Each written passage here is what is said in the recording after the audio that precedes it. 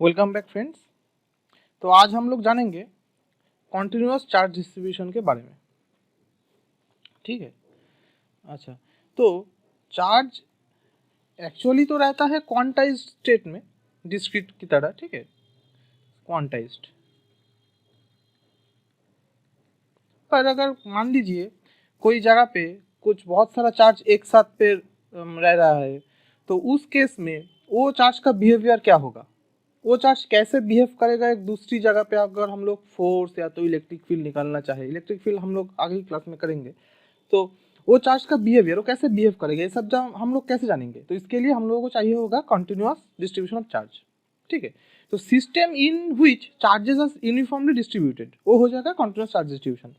अब चार्ज मतलब one dimensional पे डिस्ट्रीब्यूट हो सकता है, टू डायमेंशनल पे डिस्ट्रीब्यूट हो सकता है, थ्री डायमेंशनल चार्जेस ना क्वांटाइज्ड होगा, क्वांटाइज्ड है इंडिविजुअली, पर ये डिस्ट्रीब्यूट है एक जगह पे।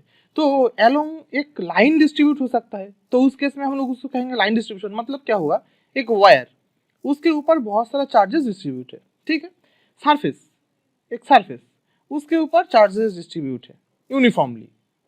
ठीक है, तो हो जाएगा सरफेस चार्ज डिस्ट्रीब्यूशन।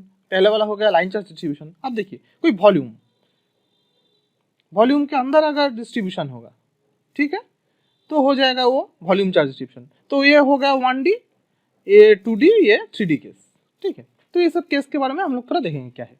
तो चलिए तो पहला देखते हैं कि लाइन चार्ज डिस्ट्रीब्यूशन क्या है। अच्छा, मान लीजिए कि एक वायर है, ठीक है, इसके ऊपर यूनिफॉर्मली चार्जेस डिस्ट्रीब्यूट है। ठीक है, अब ये वायर से r डिस्टेंस पे एक चार्ज है Q0, पॉजिटिव नेगेटिव या तो हम लोग अभी नहीं देख रहे हैं। ठीक है, r डिस्टेंस पे चार्ज है, ये हो गया एक लाइन चार्ज डिस्ट्रीब्यूशन। तो हम लोगों को क्या फाइंड आउट करना होगा, देखते हैं। We have to find out the force. हम लोग निकलना चाहेंगे कि ये जो लाइन चार्ज डिस्ट्रीब्यूशन हुआ ना ये वायर, तो इसके लिए देखिए एक सिंगल चार्ज रहता था जैसे कि Q1, उसके लिए Q2 के ऊपर मतलब एक दूसरे के ऊपर क्या फोर्स देता था हम लोग जानते हैं ना, F equals to 1/4 pi epsilon naught Q1 Q2 by are square. Last class में हम लोग देखे थे सब। ठीक है, तो अगर चार्ज डिस्ट्रीब्यूशन होगा एक जगह पे बहुत सारा चार्जेस होगा, तो वो कैसे एक्ट करेगा वो हम लोग देखेंगे। ये डिस्ट्रीब्यूशन ऑफ चार्ज एक कौन सा केस है, लाइन वाला है, लाइन चार्ज डिस्ट्रीब्यूशन। तो इस केस में क्या होता है, तो हम लोग एक चार्ज के लिए अभी नहीं देखेंगे, हम लोग अभी देखेंगे पूरा जो लाइन है, ये वाला पूरा लाइन है, इसके लिए इधर कितना मतलब इसके ऊपर ये Q0 के ऊपर फोर्स कितना हुआ। तो we have to find out the force.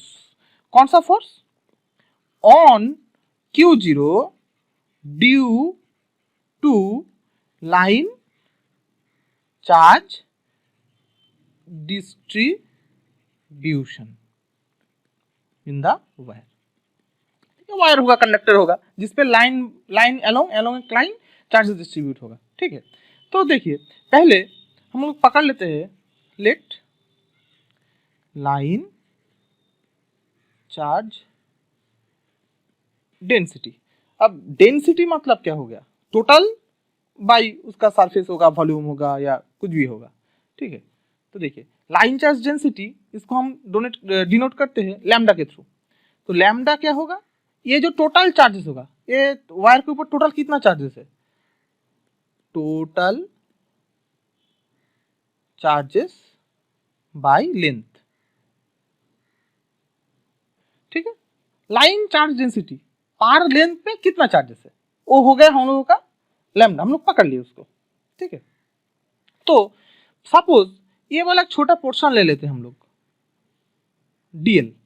तो डीएल से आर डिस्टेंस पे वाला है ना, तो डीएल वाला पोर्शन पे कितना चार्जेस है, देखिए पर यूनिट लेंथ पे चार्जेस है हम लोगों का लैम्डा। तो डीएल पोर्शन पे चार्जेस हो गया हम लोगों का लैम्डा डीएल, इसको हम डिनोट करते हैं डी क्यू के थ्रू। ठीक है, अब देखिए for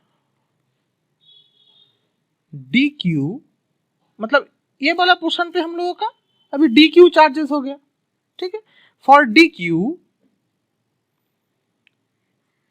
force on Q zero, मतलब डी क्यू के लिए क्यू जीरो के ऊपर फोर्स क्या होगा। तब देखिए हम लोग के पास वही दो चार्जेस हो गया अभी, जैसे कि डी क्यू हो गया और क्यू जीरो हो गया, तो फोर्स क्या होगा हम लोग जानते हैं, देखते हैं।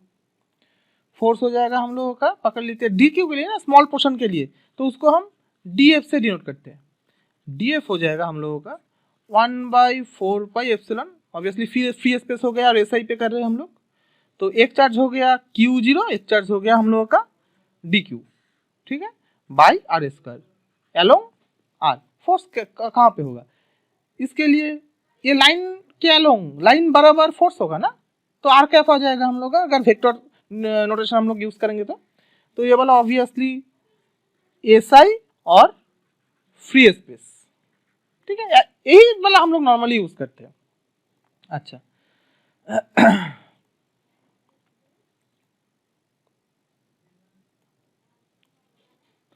अच्छा, तो equals to 1/4πε0 q zero, d Q मतलब अभी अभी देखे हैं लैम्डा डीएल, इधर ये वाला डी क्यू मतलब लैम्डा डीएल, छोटे से लेंथ के लिए उसके लिए, मतलब ये वाला पोर्शन पे कितना चार्ज है, अच्छा lambda DL by are square are cap, ठीक है। अच्छा, तो अभी वो छोटा पोर्शन के लिए, छोटा पोर्शन के लिए हम लोग निकाल लिया फोर्स डीएफ, तो टोटल लेंथ के लिए मान लेते हैं टोटल लेंथ कैपिटल एल है, या कुछ भी होगा हम लोगों को अगर दिया रहेगा, तो टोटल लेंथ के लिए फोर्स कितना होगा। अब आ जाता है हम लोग इंटीग्रेशन, यही तो हुआ इंटीग्रेशन का सिग्निफिकेंस कि मतलब टोटल लेंथ के लिए हम लोग निकालना चाहेंगे तो कैसे होगा। तो देखिए टोटल लेंथ के लिए क्या होगा, फॉर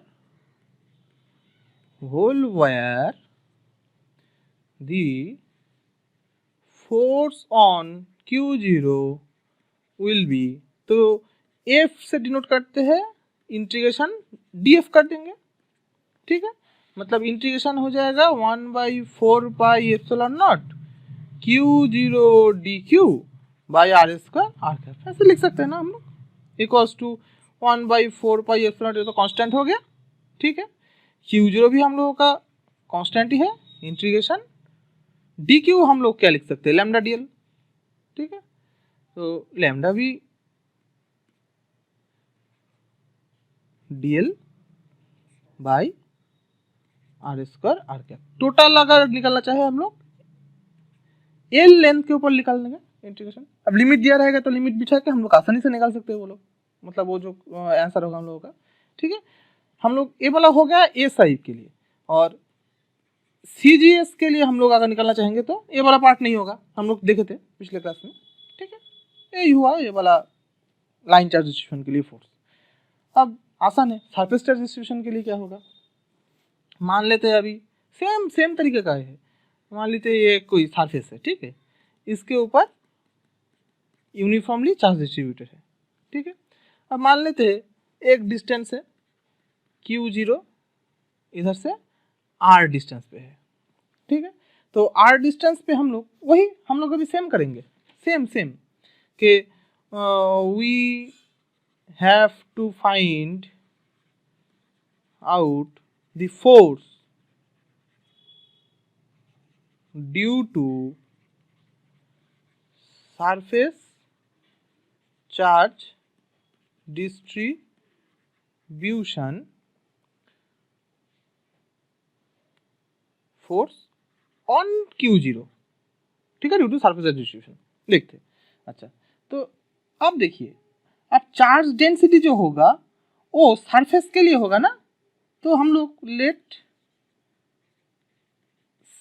सरफेस चार्ज डेंसिटी पकड़ लेते हैं सिग्मा इक्वल्स टू टोटल जो कितना चार्ज है सरफेस के ऊपर, total charge by total area, ये हो जाएगा हम लोगों का, ठीक है, total charge by total area. अच्छा, तो मान लेते हैं ये जो क्यू जीरो है ना, इधर एक छोटा सा सरफेस है, पकड़ लेते हैं ds।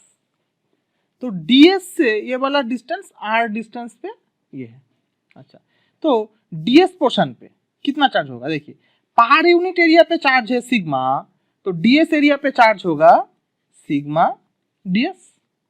ओके, तो सिग्मा ds इतना चार्ज के लिए Q0 के ऊपर फोर्स कितना होगा? मतलब अभी हम लोगों के पास फिर से दो चार्जेस आ गया, मतलब जो हम लोग सोचे तो एक चार्ज हो गया हम लोग का, मान लीजिए Q1 equal to sigma ds, एक चार्ज हो गया हम लोगों का Q0, ठीक है, मतलब Q2, हम लोग जो फॉर्मूला में देखे थे कूलम्ब्स लॉ में।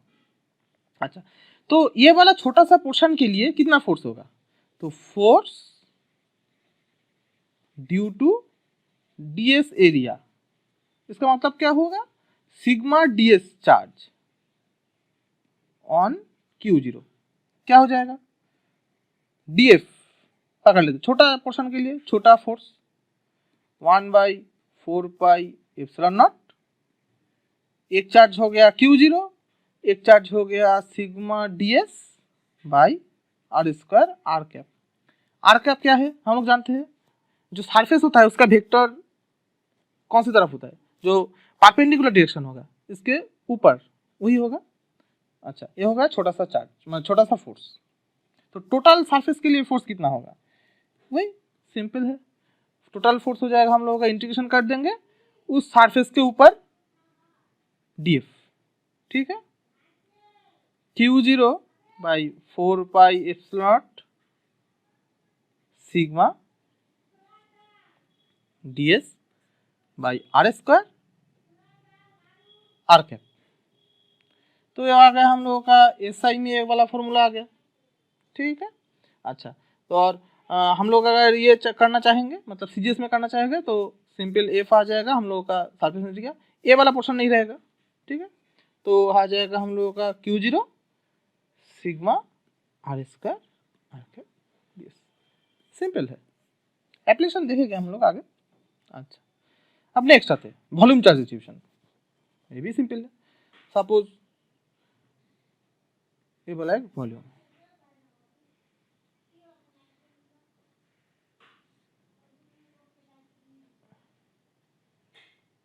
ये वाला एक वॉल्यूम है। अच्छा, वही सेम है, पकड़ लेते हैं इधर एक चार्ज से Q0, इधर से R डिस्टेंस पे है, ठीक है। अच्छा, तो वही हम लोग को क्या निकालना है? फोर्स ऑन Q0 F, ये हम लोगों को चाहिए, ठीक है। तो इधर एक छोटा सा हम लोग ये वाला छोटा वॉल्यूम ले लेते हैं, ठीक है, डी भी। अच्छा, अब देखिए, let volume charge density, volume charge density हम लोग ले लेते हैं, सपोज ले लेते हैं रो, ले लेते हैं रो, मतलब क्या हो जाएगा? डेंसिटी, टोटल से, टोटल वॉल्यूम से डिवाइड कर देंगे टोटल चार्ज से, तो रो हो जाएगा total charge by total volume, ठीक है। तो देखिए, तो पर यूनिट वॉल्यूम पे चार्ज हो गया रो, डी भी वॉल्यूम के लिए चार्ज हो गया रो डी, इसको ले लेते हम डी क्यू। तो ये वाला पोर्शन के लिए, ये वाला पोर्शन के लिए इसके ऊपर फोर्स कितना आ जाएगा? वही सेम फॉर्मूला है, तो डीएफ आ जाएगा हम लोगों का 1/4 पाई एप्सिलॉन नॉट, एक चार्ज हो गया हम लोगों का डी क्यू, इस ये वाला चार्ज के लिए इसके ऊपर चाहिए ना, तो ये वाला चार्ज और ये वाला चार्ज को ले लेंगे, तो हो गया Q0 D Q by are square are cap, ठीक है, सिंपल सा है। 1/4 pi epsilon naught Q0 D Q, मतलब रो डी वी हो गया by are square are cap. Okay, वही सेम अभी टोटल वॉल्यूम के लिए चाहिए होगा, तो टोटल फोर्स हम लोग निकाल देंगे, इंटीग्रेशन df कर देंगे टोटल वॉल्यूम के ऊपर, ठीक है। तो इंटीग्रेशन आ जाएगा q बाई 4 पाई एप्सिलॉन बाहर आ जाएगा, rho by are square dv r cap. ऐसा ही में हो गया, एकदम सब सेम ही तरीके का है, सिर्फ इंटीग्रेशन लाइन चार्ज के लिए लाइन के ऊपर हो गया, सरफेस चार्ज के लिए सरफेस के ऊपर, वॉल्यूम चार्ज के लिए वॉल्यूम के ऊपर, चार्ज डेंसिटी के लिए, बस और कुछ नहीं। ये सब अप्लाई मतलब खुद से आ जाएगा धीरे धीरे, आप लोग जितना प्रैक्टिस करेंगे, प्रॉब्लम्स करेंगे, वो सब कहाँ पे इंटीग्रेशन डेरिवेटिव, मतलब ये सब आ जाएगा, समझ में आ जाएगा। अच्छा, तो CGS के लिए ये पोर्शन नहीं रहेगा, एफ आ जाएगा हम लोगों का इंटीग्रेशन वॉल्यूम के ऊपर, लिमिट दिया रहेगा तो हम लोग लिमिट से भी निकल सकते हैं, Q0 rho by are square dv r, बस यही। तो 3 चीज हम लोग देख लिए। हम लोग मेनली देखना चाहते थे कि डिस्क्रीट नहीं होकर मतलब इधर एक चार्ज Q1, इसके लिए ये नहीं देखना चाह रहे थे, हम लोग देखना चाह रहे थे एक जगह पे अगर कुछ चार्जेस होगा उसके लिए फोर्स क्या होता है दूसरे चार्ज के ऊपर। तो डिस्क्रीट वाला हम लोग देख चुके थे पहले, तो कॉन्टिन्यूअस वाला आज सीख रहे थे। तो क्या क्या सीखे उसमें, 1 डायमेंशनल के लिए क्या होगा, 2 डायमेंशनल के लिए 3 डायमेंशनल। 1 डायमेंशनल मतलब लाइन के ऊपर हो गया, 2 डायमेंशनल मतलब सरफेस के ऊपर हो गया, 3 डायमेंशनल मतलब वॉल्यूम के ऊपर हो गया। तो सेम ही सब कैलकुलेशन सेम ही आएगा। लाइन चार्ज डिस्ट्रीब्यूशन हम लोग देख लिए, ठीक है, सेम है, जो इक्वेशन जो है ना उसका मतलब गठन सेम ही है, एक तरीका का ही दिखता है। तो एक के लिए हो जाएगा लाइन चार्ज डिस्ट्रीब्यूशन के लिए लाइन चार्ज डेंसिटी, सरफेस के लिए सरफेस चार्ज डेंसिटी, यही डिफरेंट हो जाएगा बस, और सेम ही तरीका का सब कुछ होगा। तो बस अभी के लिए इतना ही, आगे के क्लास में हम लोग इसके आगे बढ़ेंगे। Okay, thank you.